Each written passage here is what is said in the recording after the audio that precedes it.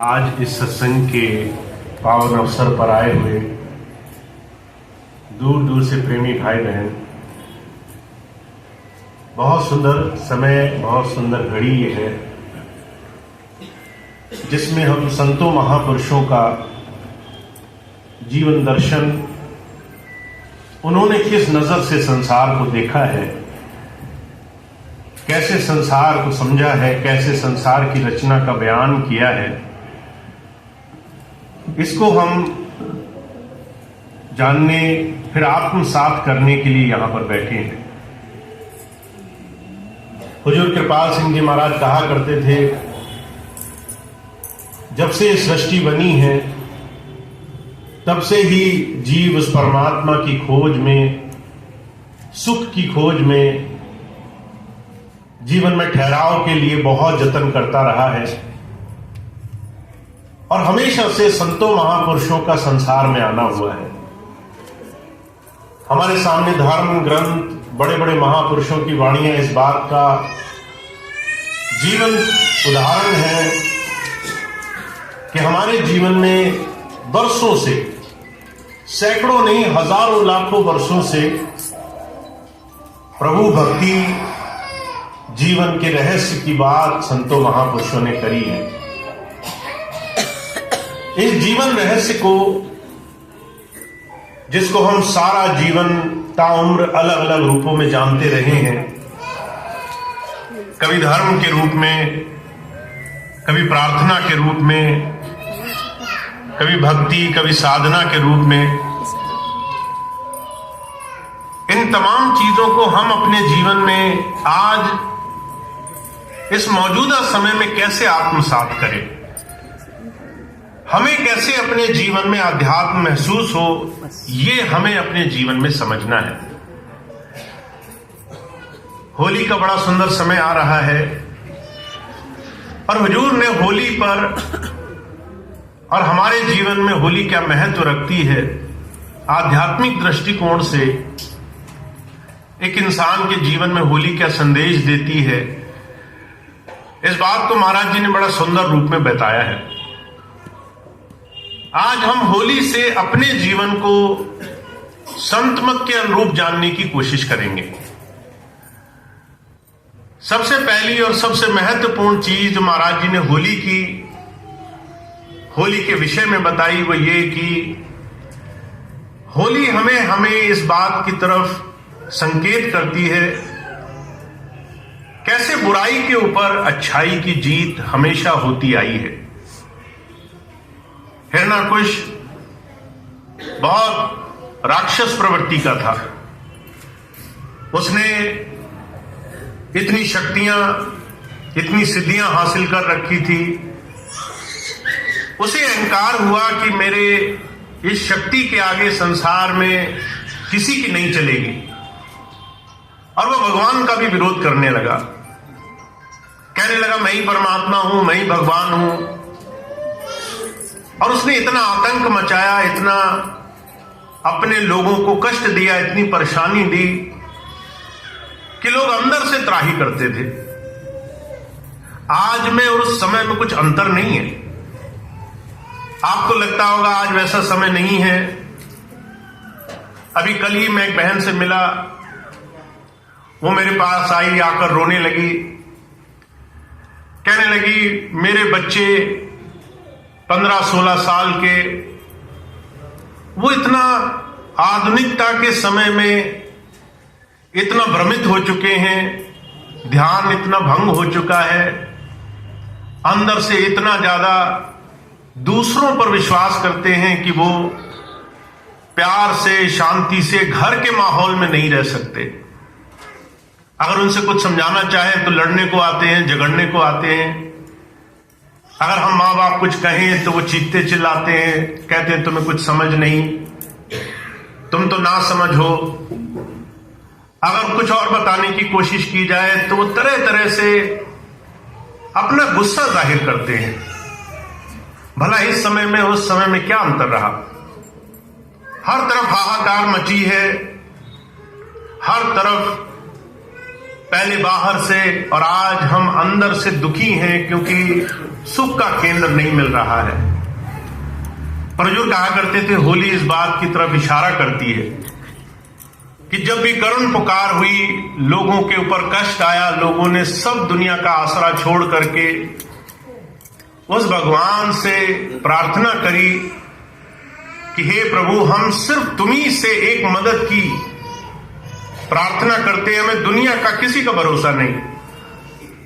तो उस समय हुजूर कहा करते थे, परमात्मा ने दया करी और ऐसे हरदोई जैसे जगह में जहां पर पूरी तरह से अत्याचार चरम सीमा पे था, एक भक्त का जन्म हुआ, प्रहलाद का जन्म हुआ, जिसे बचपन से ही राम नाम की धुन लगी थी, जिसे बचपन से ही उस परमात्मा पे भरोसा था, जो हर जगह उस परमात्मा को देख लेता था, जिसे दुनिया के हर एक इंसान में अच्छाई, हर एक इंसान में वो शुभ कर्म दिखाई देता था।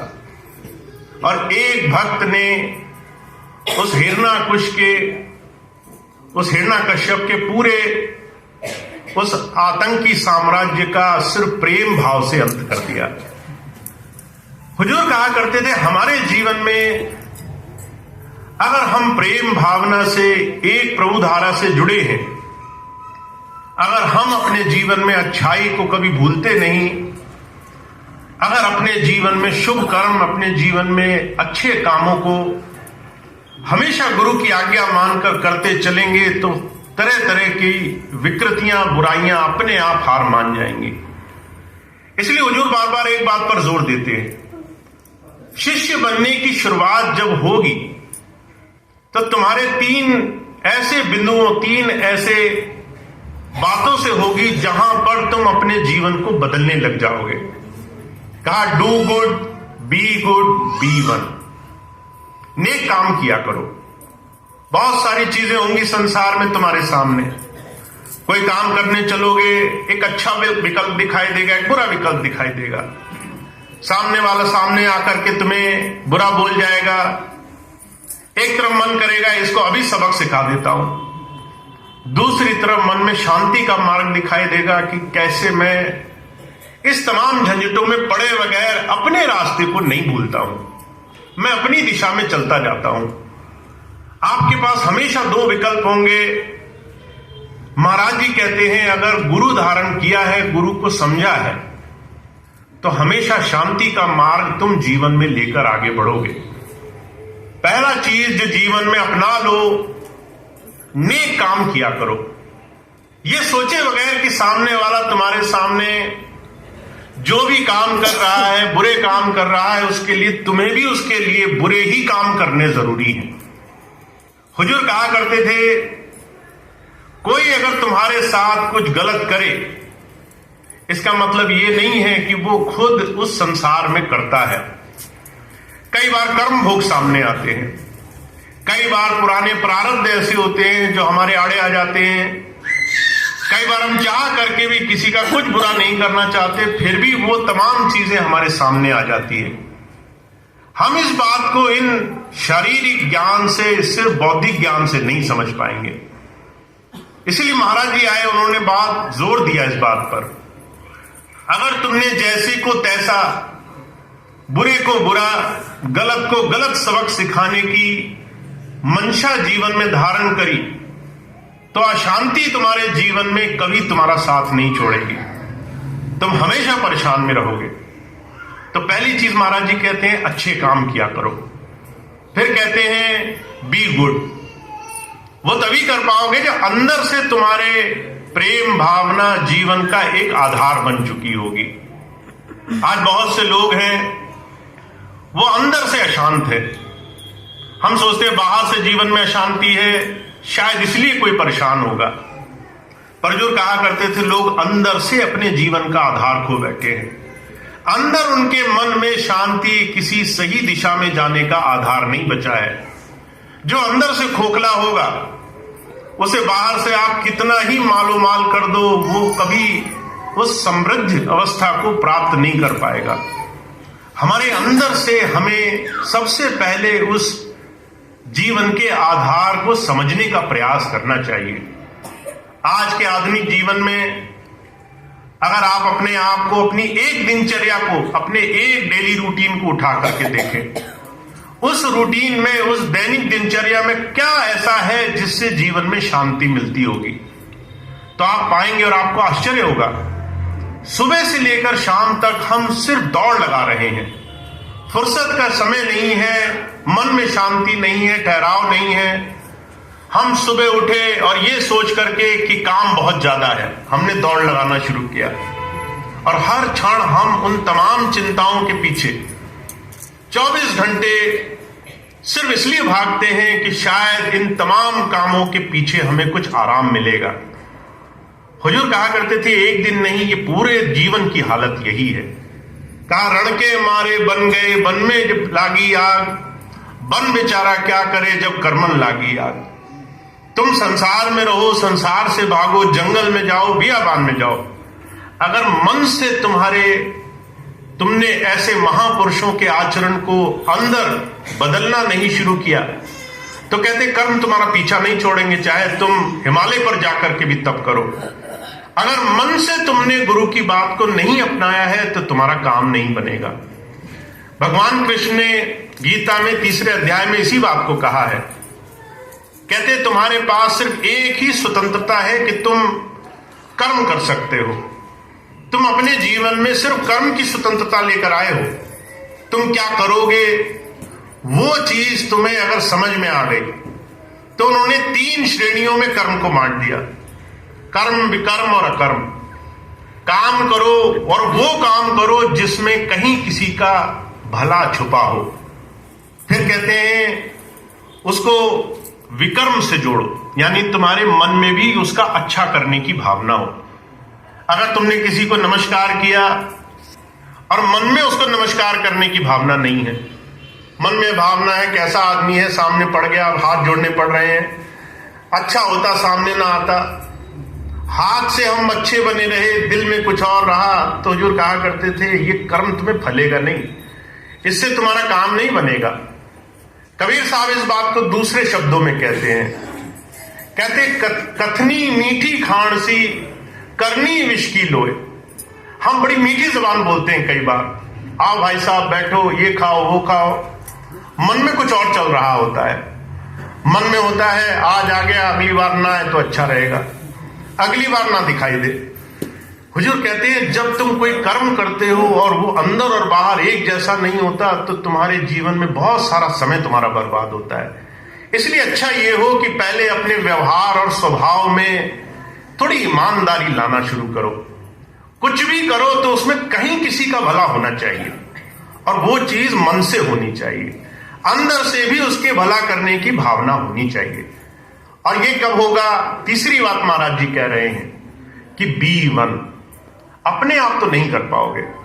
तुम्हें लगे मैं मनुष्य हूं, मैं किसी का भला करने चल पड़ा, तो मनुष्य इस संसार में किसी दूसरे का भला कर ही नहीं सकता है। कोई इंसान अकेला किसी का भला नहीं कर सकता है जब तक वो ये बात न समझ ले कि वो है कौन। तो हुजूर कहते हैं तुम्हें इस बात का एहसास होना चाहिए कि तुम साधारण नहीं हो। तुम ऐसे ही संसार में नहीं जन्म गए, तुम्हें ऐसे ही भगवान ने नहीं भेज दिया कि जाओ तुम जाकर के पैदा हो जाओ, जाकर के कुछ सुख दुख भोग लो। तुम्हारे जन्म लेने के पीछे बहुत बड़ा कारण है, तुम्हारे मनुष्य शरीर के पीछे आने का बहुत बड़ा कारण है, एक बहुत बड़ा प्रयोजन तुम्हारे पीछे परमात्मा ने छुपा रखा है। तुमसे बहुत बड़ा काम लेना है, तुमसे न जाने कितने लोगों के लिए जीवन में उसने भले काम बनाने हैं। कई बार हम अपने उद्देश्य को नहीं समझ पाते हैं, हमारे जन्म लेने के पीछे का कारण क्या है। हम सिर्फ अपने लिए जीते हैं, सिर्फ अपने घर, अपने बैंक बैलेंस, सिर्फ अपने खाने पीने के साधन में ही जुटे रहते हैं। अगर कोई मांगने आ जाए तो हमारा दिल उसमें खराब होता है, कोई सामने आ जाए तो उससे मीठी बाणी बोलते हुए हमारा दिल झुकता है। तो हुजूर कहते हैं कि ये जो स्व है, स्वार्थ, इस स्वार्थ से संसार में हमेशा संसार को दुख ही मिला है। स्वामी विवेकानंद थे, उनके जीवन की घटना आती है। एक बार एक भाई गया उनके पास और उसने बड़ी ख्याति सुनी थी। उसने जाकर कहा कि हे स्वामी जी, मैंने आपका बड़ा नाम सुना है, मैं चाहता हूं आप मुझ पर दया करो, मैं परमात्मा को देखना चाहता हूं, परमात्मा को पाना चाहता हूं। तो स्वामी विवेकानंद जी थे, कहने लगे तुम्हें तो परमात्मा नहीं मिलेगा। अब हमसे कोई सीधे मुंह हमारे मुंह पे बोल दे कि तुम्हें नहीं मिलेगा तो हमें बड़ा दुख होगा, हमें बड़ा झटका लगेगा, मन में कई बार गुस्सा भी आ जाएगा।